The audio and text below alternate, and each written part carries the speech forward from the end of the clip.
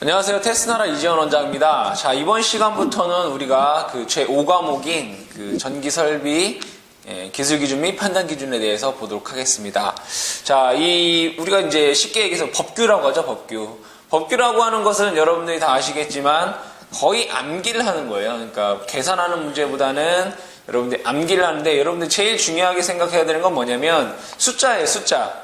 왜냐하면 여기 숫자가 너무 많이 나오기 때문에 여러분들이 숫자에 대한 정확한 개념을 어디에는 뭐 몇 미터, 뭐 몇 킬로니우턴, 뭐 이런 거에 대한 숫자를 여러분들이 정확하게 파악을 하고 계셔야 된다 이거예요. 그래서 공부를 하실 때, 우리 책에 나와 있는 숫자 같은 경우에는 대부분 다 외워야 된다고 생각을 하시면 돼요. 이 법규라고 하는 과목은, 생각하기에 따라 좀 달라요. 어떤 분들은 뭐 암기하는 거기 때문에 그냥 단순 암기이기 때문에 쉽다라고 생각을 하시는 분도 계시고, 암기하시는 게 너무 어려우신 분들은 너무 어렵다라고 얘기하실 수가 있는데, 이 법규 같은 경우에는 좀 고득점을 하기, 일반 분들이 이제 고득점하기에 가장 좋은 그러한 과목이다라고 볼 수가 있고요. 그때 여러분들 이제 이론도 중요하지만 법규는 많은 문제를 통해서 암기, 이런 식으로 문제가 나온다라는 문제를 많이 보시는 것도 상당히 중요하고, 그 다음에 맞냐 틀리냐라는 이런 문제가 많이 나오기 때문에 여러분들이 틀린 거는 어디가 틀렸는지를 그 문제에 대해서 정확히 짚고 가서 그러면서 여러분들이 하나하나 더 이렇게 알 수가 있다 이런 얘기. 그 다음에 뭐 틀린 문제에서는 뭐 틀린 문제가 어디가 틀렸고 맞는 거는 이게 맞는 말이구나 라는 거를 여러분들이 문제를 풀면서 정확하게 이제 습득을 하시는 게 사실은 더 공부하시는 데 더 많이 효과적이다라고 얘기할 수가 있겠습니다. 자, 그러면, 여러분들이 그러면 우리가 설비 기술 기준을 왜 배우느냐? 목적이 있겠죠, 그죠? 법을 왜 지켜야 되느냐? 자, 법이 뭐예요? 하나의 약속이라 이거예요, 약속. 그죠? 우리 전기 공사를 하는 데 있어서 또는 전기를 운영하는 데 있어서 하나의 뭐예요? 우리가 약속을 만들어 놓은 거예요. 그럼 약속이라는 건 뭐죠? 지키라고 있는 거잖아요. 그죠? 지키라고 있는 거기 때문에 여러분들이 그 약속을 지키려면 어떻게 해야 돼요? 알아야 되겠죠. 그죠? 왜냐? 여러분들이 담배 꽁초를 이렇게 버리는 게 나쁜 거다라고 하고 모르고 버리는 거 몰라서 버린다 이거예요. 그래도 어떻게 돼요? 처벌을 받죠.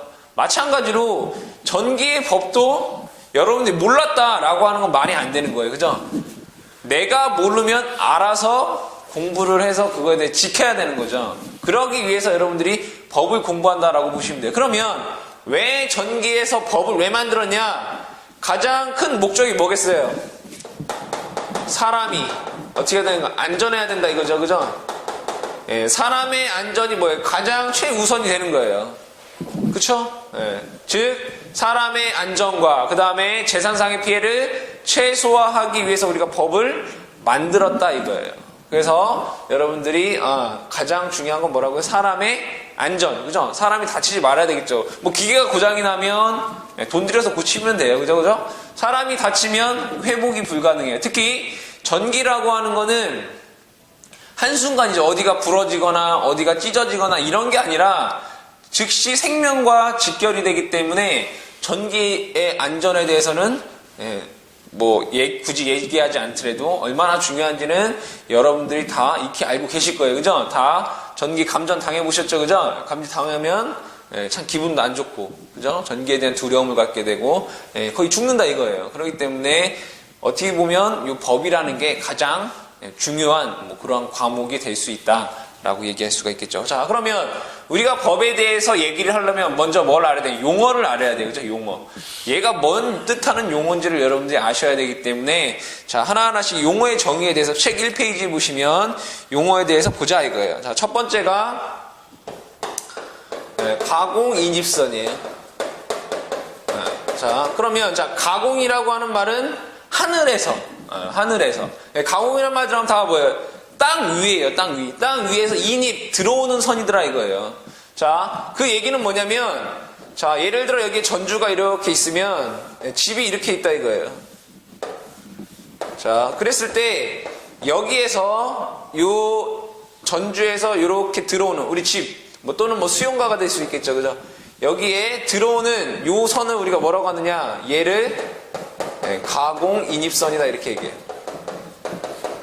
자, 그 다음에 여기에 또 다른 집이 있다 이거 이렇게 집이 또 있어요 이런 식으로. 자, 그러면 자 여기에 집이 있을 때 이 전주에서부터 여기까지 올 수도 있지만 여기에서 이 선에서 다시 이렇게 올 수도 있겠죠, 그죠? 이렇게 있을 때 얘를 뭐라고 하느냐? 얘를 연접인입선이라고 해요. 연접인입선. 그래서 우리가 용어에서 맨 전주에서 맨 처음에 오는 걸 뭐라고 한다? 가공인입선. 그 다음에 어떠한 수용가에서 지지물을 거치지 않고 다른 인입선으로 가는 걸 우리가 연접인입선이다 이렇게 얘기한다. 그래서 여러분들이 용어 가공인입선, 연접인입선을 기억을 해두시고요. 그 다음에 전기철도용 철도용 뭐라고 돼 있어요? 급전선이라고 돼 있어요. 자, 급전선이라고, 자, 전기철도용, 전기철도에 쓰는, 자, 급전선이라고 하면 우리가 그런 말인데 공급하다. 그죠? 공급하는 선이더라 이거예요. 그랬을 때, 이 전기철도용 급전선이라고 하는 거는, 자, 전기철도용 변전소도 있겠죠. 그죠? 변전소와, 변전소 간에. 또는 변전소와 어떠한 전차선 간에 이르는 선을 우리가 전기철도용 급전선이다 이렇게 얘기를 하고요. 세 번째, 자, 옥내배선, 옥측배선, 옥외배선이 있어요. 옥내배선이라는 게 있고, 그 다음에 옥외배선이라는 게 있고, 그 다음에 옥측배선이라는 게 있어요. 뭐 이건 뭐 어려운 얘기 아니잖아요. 이제 옥내, 건물 안에서 배선을 한다. 옥외, 건물 밖에서 배선을 한다. 그 다음에 옥측은 건물 옆으로, 즉 건물 벽면을 타고 배선을 하는 걸 우리가 옥측 배선 이렇게 얘기를 하고 있죠. 자, 그 다음에 일곱 번째, 문제 제일 많이 나오는 거예요. 관등회로. 자, 관등회로라고 하는 건 여기서 뭐라고 돼 있어요? 등이 뭐예요? 불을 밝히는 거죠. 자, 그때 관등회로라고 하는 거는 안전기에서부터 어디까지? 방전건까지. 여기에 사용되는 전로를 우리가 관등회로다 이런 얘기예요. 그럼 안전기라고 하는 건 뭐냐? 여러분들 안전기, 뭐 형광등에 있는 이 안전기 그걸 얘기하는 것도 맞지만 여기에서 말하는 안전기라고 하는 거는 이 방전등, 즉 전등이 켜지기까지 필요한 모든 설비들 있죠. 예를 들어 그 축구장 같은 경우에는 뭐 축구장이나 야구장이나 이런 데 같은 경우에는 그 등이 용량이 엄청나게 크죠. 그러면 그 전용 뭐가 있냐면 변압기가 있어요. 변압기. 그 변압기부터, 이 변압기도 뭐라고 하냐? 안전기라고 해요. 즉 우리가 불을 켜는데, 전등을 켜는데 필요한 도와주는 모든 설비들 다 우리가 안전기라고 해요. 그 안전기로부터 요 방전관, 그 등까지에 있는 전선로를 우리가 관등회로다 이렇게 얘기를 한다 이거예요. 그래서 관등회로가 문제에 많이 나오고 있다. 자, 여덟 번째, 자, 지중관로. 지중관로. 뭐 지중관로라고 하는 것은 뭐겠어요? 땅 속으로 가는 거죠, 그죠? 지중, 땅 속으로, 그죠? 땅 밑으로 지나가는 그러한 전선로를 다 우리가 지중관로다 이렇게. 뭐 수도관도 지중관로고, 가스관, 뭐 유류관, 뭐 전기, 통신 이런 것들을 다 지중관로다 이렇게. 근데 지중레일이라는 게 있어요. 지하철 같은 거 레일은 지중관로가 아니에요. 아시겠죠? 그래서 여러분들이 지중관로라고 하는 거는 뭐 수도관, 가스관, 압력, 뭐 유류관, 뭐 전기, 통신 이런 관로를 통해서 갈 수 있는 거고, 레일은 아니다라는 거 여러분들이 기억을 해두시면 되겠고요. 자, 그 다음에 9번. 자, 9번에는 1차 접근 상태라는 게 있고, 그 다음에 2차 접근 상태라는 게 있어요.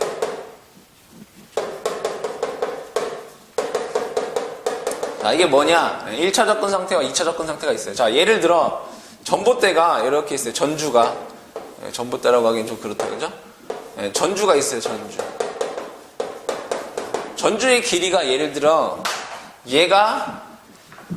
15m짜리 전주예요. 15m짜리 전주. 그러면 이 전주가 예를 들어 쓰러진다 이렇게 쓰러지면은 여기 어디까지 영향을 미쳐요? 당연히 15m까지 어떻게 영향을 미치겠죠, 그죠? 얘가 이 전주가 쓰러지면 이 15m 반경에는 어떤 피해가 간다 이런 얘기예요. 즉, 이 어떠한 지지물이 넘어졌을 때, 그죠? 영향이 미치는 그러한 공간. 그럼 얘는 무슨 형태가 되겠죠? 구의 형태가 되겠죠? 원의 형태가 되겠죠, 이런. 그쵸? 얘를, 이 공간은 우리가 뭐라고 하냐? 1차 접근 상태라고 해요. 1차 접근 상태. 자, 그 다음에 2차 접근 상태라는 건 뭐냐면 여기가 3m예요, 3m. 이 지지물로부터 이 3m 안에 이 공간은 우리가 뭐라고 하냐? 얘를 2차 접근 상태라고 해요. 그래서 여러분들이 기억하는 게 뭐예요? 얘가 3m, 그죠? 2차 접근 상태는 이 지지물로부터 반경 3m 안에 있는 이 부분을 우리가 뭐라고 한다? 2차 접근 상태라고 하고, 이 2차 접근 상태를 제외한 요 15m만, 그러니까 지지물 높이에 해당하는 요 반경을 우리가 1차 접근 상태다 이렇게 얘기를 하더란 얘기예요. 그래서 여러분들 기억을 해 두셔야 되고, 자, 그 다음에 11번 이격거리. 자, 떨어져 있는 거리를 우리가 이격거리다 이렇게 얘기를 하겠죠. 그러면 자, 내가 여기에 서 있어요. 지지물이 여기 있어요. 자, 그랬을 때 이격거리는 뭐예요? 나와 이 지지물 간의 뭐예요? 최단 거리를 우리가 이격거리다 이렇게 얘기하겠죠. 그쵸? 우리가 이격거리를 여기에서 뭐 여기까지 길이를 우리가 이격거리다 이렇게 얘기 안 한다 이거예요.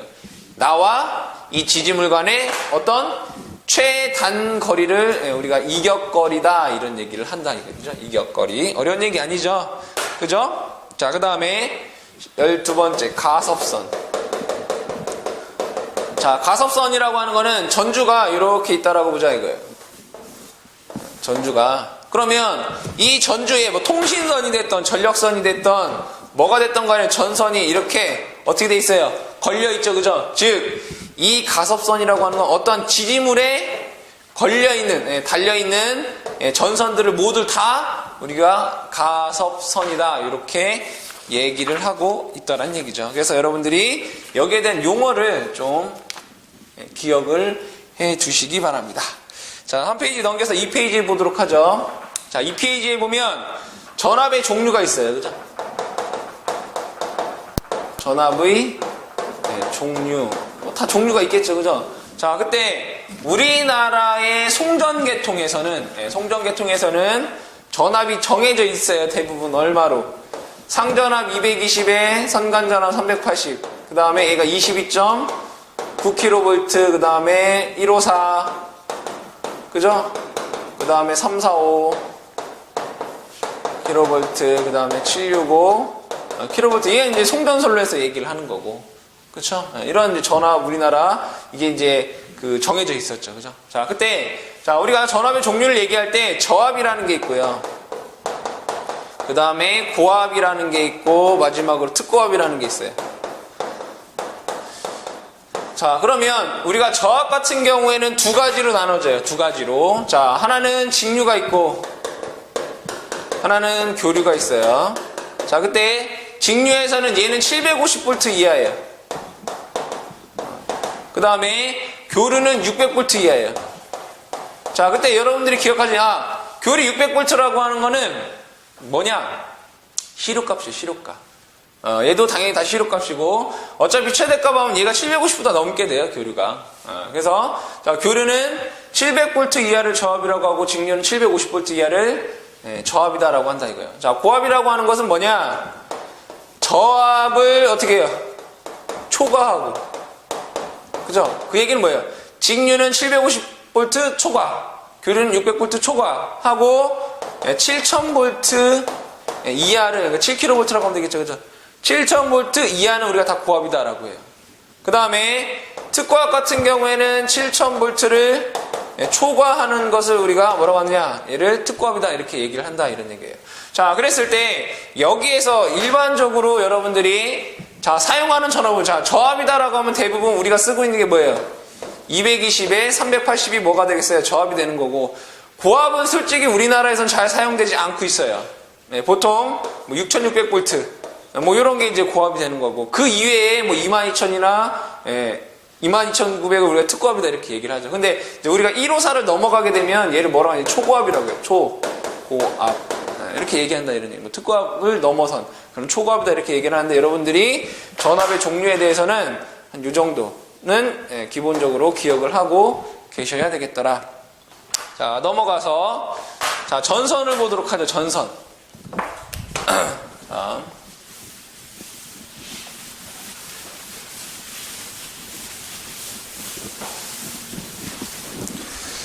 자, 전선을 보면,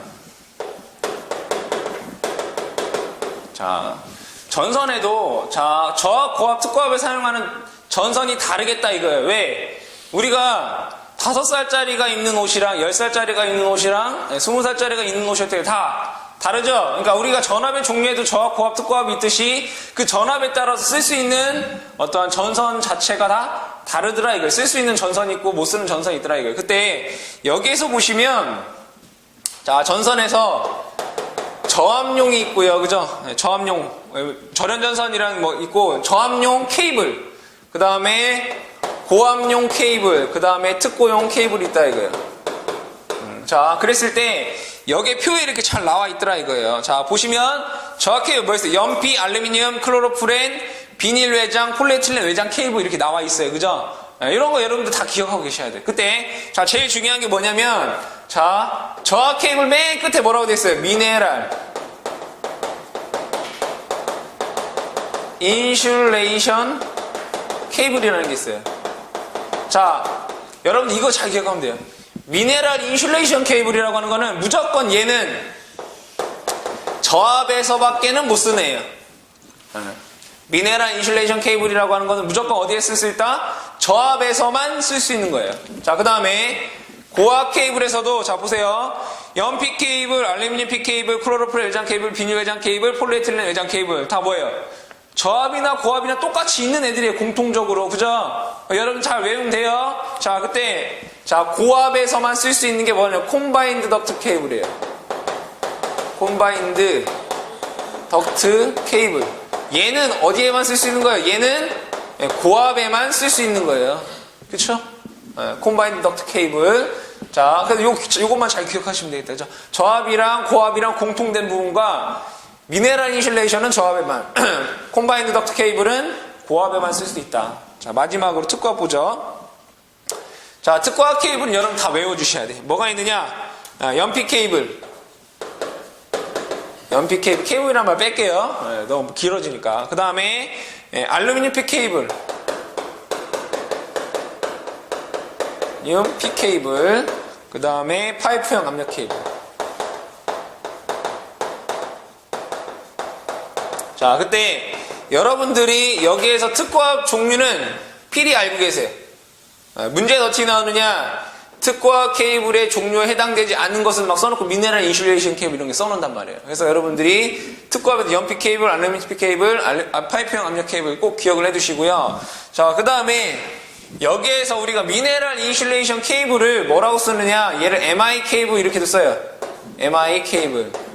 여러분들이 이제 MI 케이블 나오면 얘가 뭔가 이렇게 혼동하지 마시고 뭐라고요? 얘가 미네랄 인슐레이션 케이블이다 이런 얘기고, 그 다음에 콤바인드 덕트 케이블 뭐라고 쓰냐? 우리 CD 케이블이라고 해요. 네, 여러분들 다 영어 조금씩 하잖아요. 그죠? 콤바인드 덕트 케이블. 그래서 여러분들이 MI 케이블이든 CD 케이블 이렇게 나오면은 당황하지 마시고, 얘가 콤바인드 덕트 케이블이고 MI가 미네랄 인슐레이션 케이블이다. 그때 미네랄은 저압에만, 콤바인은 고압에만. 그죠? 특고압은 뭐 연피, 알루미늄 피, 파이프형 케이블. 여러분들 이거를 암기를 잘 해두셔야 되겠다. 자, 그 다음에 전선 접속을 보자 이거. 자, 전선을 접속을 할 때, 자, 우리가 전선 접속을 왜 해요? 네? 왜 해요? 왜 하냐? 자, 예를 들어 대전에서 서울까지 선을 까는데 대전에서 서울까지 갈 만한 전선이 있나요? 없다 이거예요. 그죠? 그러면 전선을 이렇게 어떻게 연결을 해야 된다 이거예요. 여기에서 뭘 해야 돼요? 접속을 해야 된다 이거예요. 자, 그랬을 때 이 접속을 할 때에도 뭐가 지켜야 될 것들이 있더라 이거예요. 자, 첫 번째가 당연히 전선에는 뭐가 있어요? 저항이 있죠. 그럼 얘를 끊었다가 붙이면은 그 붙는 부분에서 뭐가 저항이 증가할 수 있다 이거예요. 그래서 첫 번째가 저항이 어떻게 되냐? 증가하지 말아야 된다 이거예요. 증가가 하면 안 된다. 자, 두 번째. 자, 얘가 그냥 전선보다 얘를 연결을 하면 이 부분에서 어떻게 당기면 그 힘이 어떻게 줄어들겠죠. 그죠? 그래서 인장 강도가 그 인장 강도라고 하죠. 그래서 당겼을 때 끊어지는 정도. 인장 강도가 어떻게 20% 이상 어떻게 감소하면 안 된다 이거예요. 원래 있던 인장 강도의 20% 이상 감소하면 안 된다 이런 얘기예요. 반대로 얘기하면 인장 강도가 기존에 있던 거의 80%를 어떻게 하라? 유지하라 이런 얘기예요. 세 번째, 자, 전선을 접속을 하게 되면 피복을 어떻게 돼? 벗겨야 되잖아요. 그죠? 자, 피복을 벗기면 다시 얘를 연결한다면 다시 어떻게 피복을 다시 해줘야 되겠죠. 그죠? 기존 절연물과 어떻게 돼요? 동등 이상으로 다시 어떻게 하냐? 이상으로 얘를 어떻게 해야 돼요? 절연을 해줘야 된다 이런 얘기죠. 자, 그 다음에 또 뭐가 있느냐? 전기 부식이 생기지 말아라.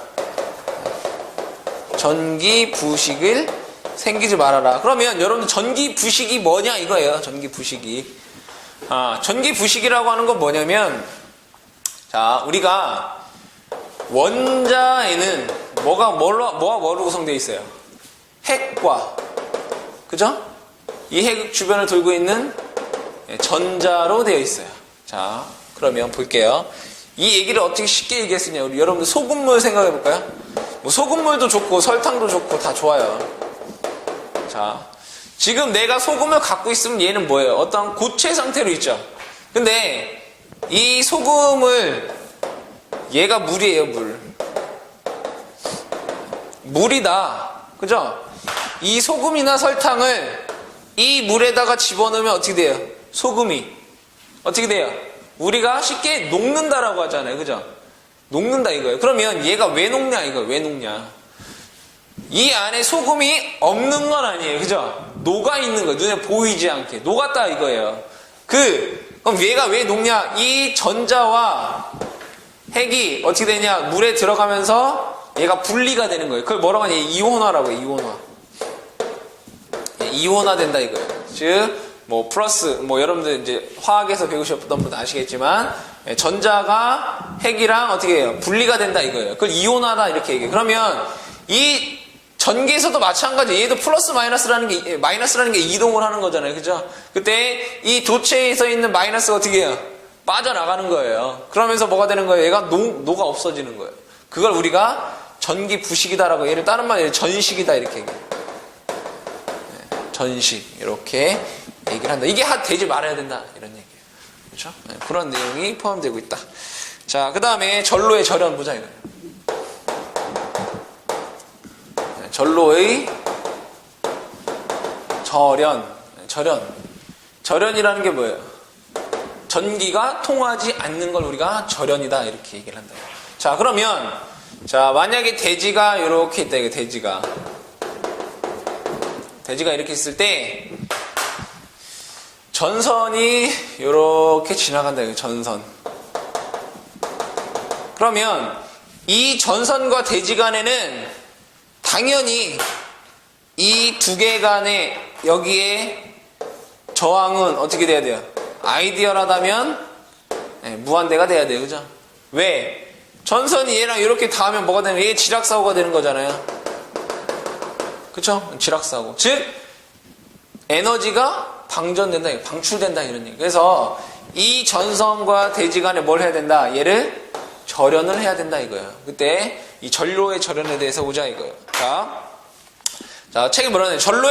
전로는 다음의 경우를 제외하고 대지로부터 절연해야 된다. 얘와 얘가 절연해야 된다. 근데 하지만 지금부터 얘기하는 거는 절연을 안 해도 된다 이런 얘기예요. 절연을 안 해도 된다. 자, 첫 번째가 전로의 접지 공사를 하는 접지점. 접지점이라고 하는 거는 기본적으로 얘를 일부러 이렇게 연결시켜 놓은 거예요. 접지를.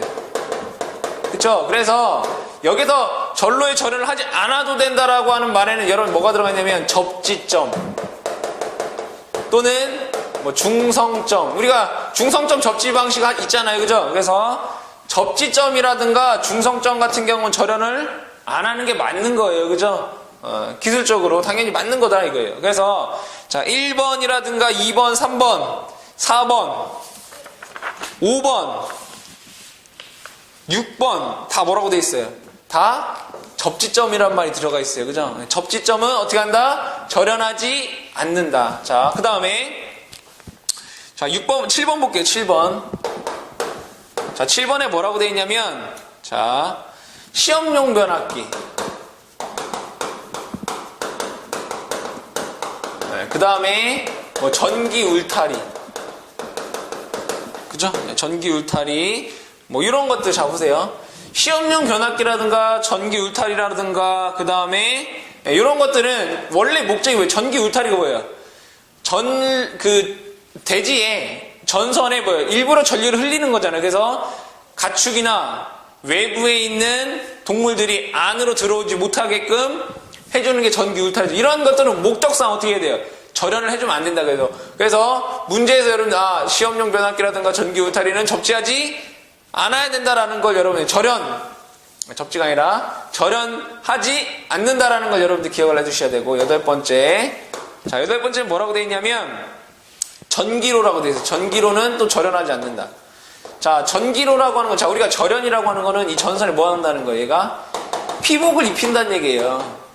그러니까 전기 울타리 피복 입히지 않는다 이런 얘기를 하고 있는 거고. 자 전기로 볼게요. 전기로라는 거는 뭐냐? 전기를 통해서 열 에너지로 뭐예요? 어떤 로를 어떤 그릇이죠, 그죠? 그릇을 달구는 거예요. 뜨겁게 해주는 거예요. 그때 얘네들은 전기를 가하면 그 피복이 있으면 피복이 어때요? 녹죠, 그죠? 그렇기 때문에 얘네들은 어떤 기술적으로 절연이 어떻게 불가능해요. 그래서 얘네들도 다 피복을 안 한다 이거예요. 절연을 하지 않는다는 얘기예요. 그래서 여러분들이 우리가 전로의 절연을 대지와 전선 간의 절연을 해야 되는데 얘네들 접지선이나 중성선은 하지 않고요. 시험용 변압기나 전기 울타리도 절연 안 해요. 그래서 피복을 안 한다는 얘기예요. 전기로나 그 다음에 화학약품이 있는 부식이 되는 어차피 절연 피복을 입혀도 어떤 화학 공장 같은 데서는 그게 저절로 녹는다 이거예요. 해도 소용이 없다 이거예요. 기술적으로 불가능하기 때문에 그런 데는 우리가 절연 즉 피복을 하지 않는다라고 여러분들이 이해를 해두시면 되겠습니다. 자, 그 다음에 전로의 절연저항 보자.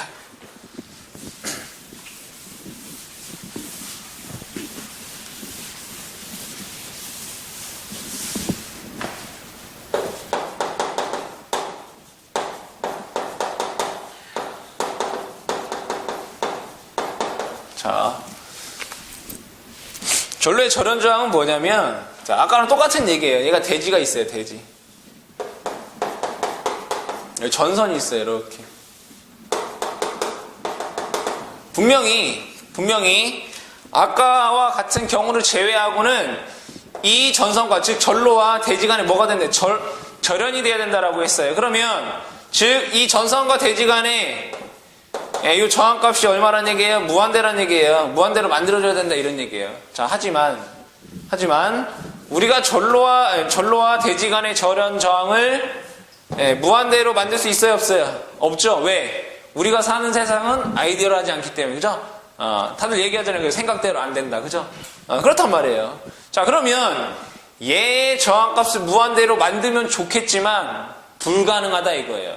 그러면 얘를 불가능하지만 돈을 들이면 우리가 무한대로 거의 가깝게 만들 수는 있어요. 하지만 우리가 절연을 하는 데 있어서 무한대로 돈을 많이 들여서 그렇게 할 필요는 없어요. 그래서 이 전로의 절연 저항값을 우리가 어떻게 했느냐? 약속했다 이거. 얘도 어떻게 약속했어요? 이 정도면 안전하다. 사람이 닿건 인축이 닿건 어떠한 고장이 발생했던 간에 얘가 이 정도의 저항값이면 안전하니까 이 정도만 하면 우리가 기술상 안전한 걸로 하자라고 약속을 했다 이거예요. 그 값이 얼마가 되느냐? 자, 보자 이거예요. 저압에서. 절연장을 또 저압도 나눠줘요. 그죠? 저압에서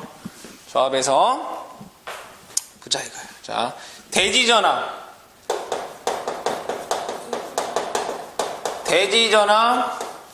150V 이하. 그 다음에 대지전압 150에서 300V 이하. 그쵸? 그 다음에 사용전압 얼마? 400V 미만. 여기 미만이에요. 그죠?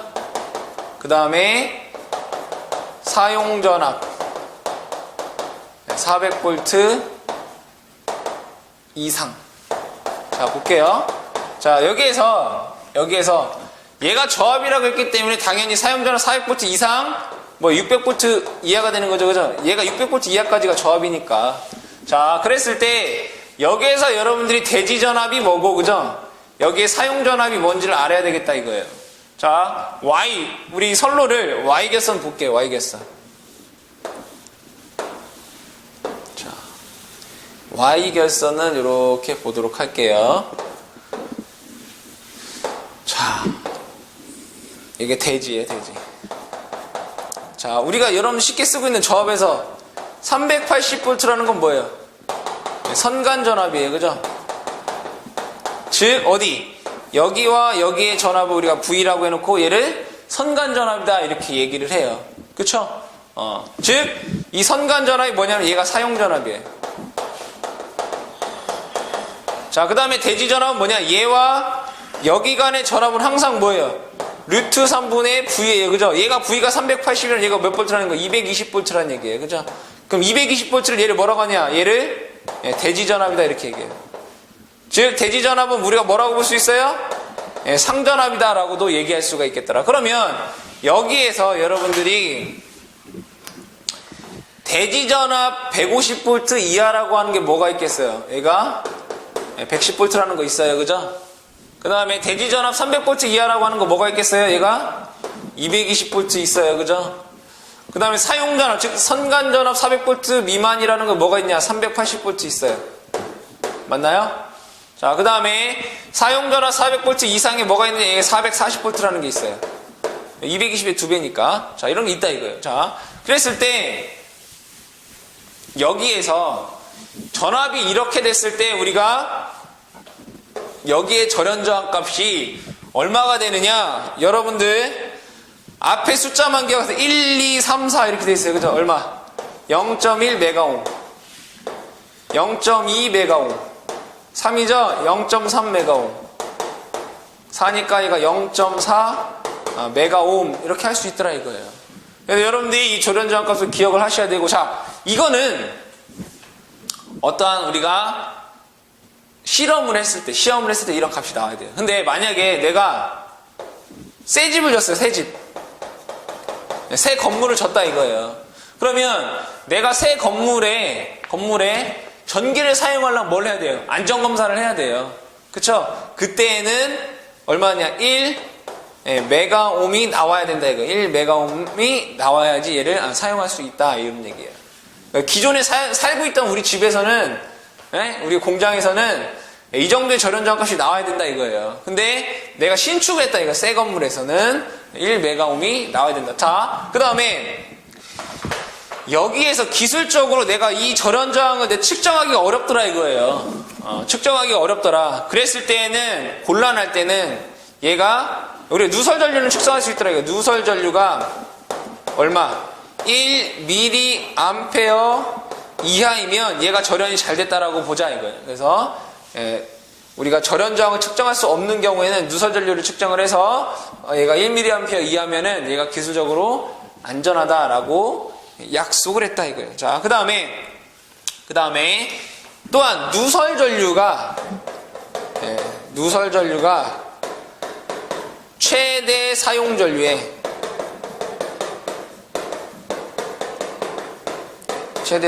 이거 2000분의 1이면 또 안전한 거예요. 1 이하이면 얘가 절연이 잘 됐다라고 본다 이거예요. 자, 근데 여기에서 여러분들 단상 이선식에서는 두 선을 합쳐서 얘는 1000분의 1이에요. 기억을 해주세요. 단상 이선식은 얼마? 최대 사용 전류의 1000분의 1이면 얘가 절연이 잘 됐다 이거고, 기타 뭐 3상 3선식이나 3상 4선식에서는 2000분의 1이다라는 거 여러분들 기억을 해 두셔야 되겠습니다. 자, 그러면 뭐 관련된 문제를 한번 풀어보도록 할까요?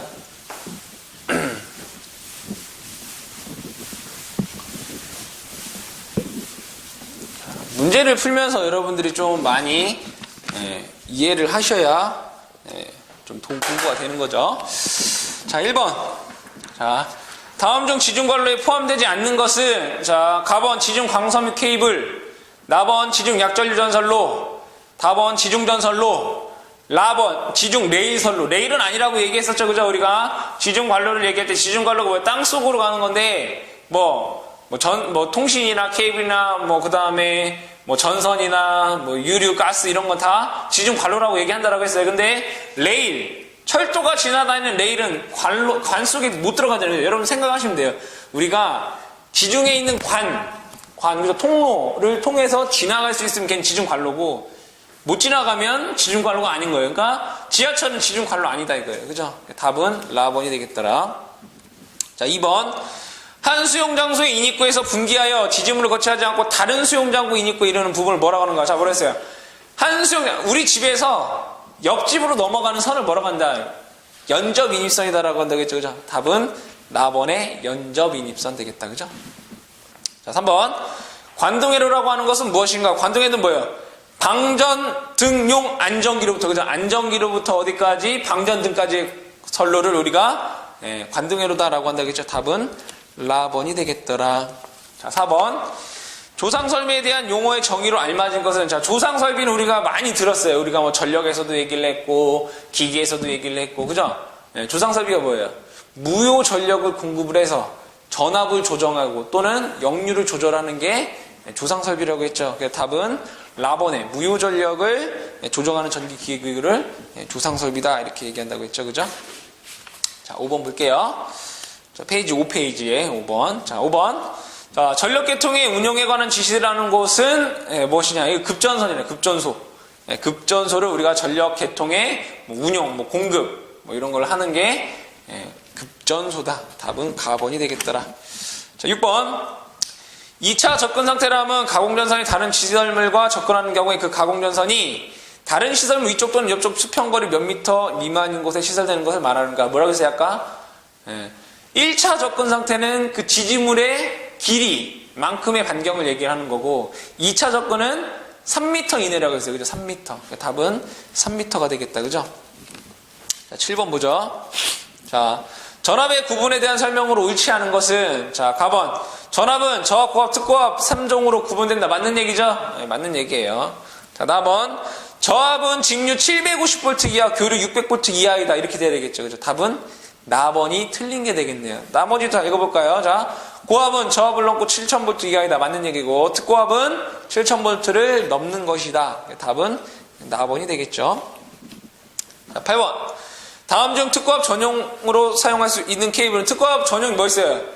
연피 케이블, 그죠? 알루미늄 티팩 케이블, 그죠? 마지막으로 파이프형 압력 케이블 3가지 있다라고 했어요. 그죠? 자, 보면은, 가번, 비닐 외장 케이블은 얘는 저압이나 고압에 사용되는 거고, 나번 MI 케이블이 뭐예요? 미네랄 인슐레이션 케이블이죠. 얘는 저압에서만 쓸 수 있는 거고, 다번에 CD 케이블이 뭐예요? 콤바인 덕트 케이블이죠. 얘는 고압에 쓸 수 있는 거고, 라번의 파이프형 압력 케이블이 특고압에 쓸 수 있는 그러한 케이블이 되겠죠. 답은 라번 되겠습니다. 자, 9번.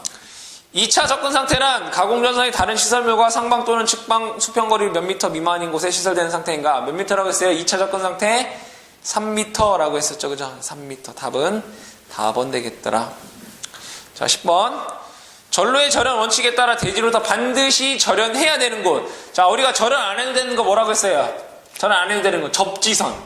중섬점.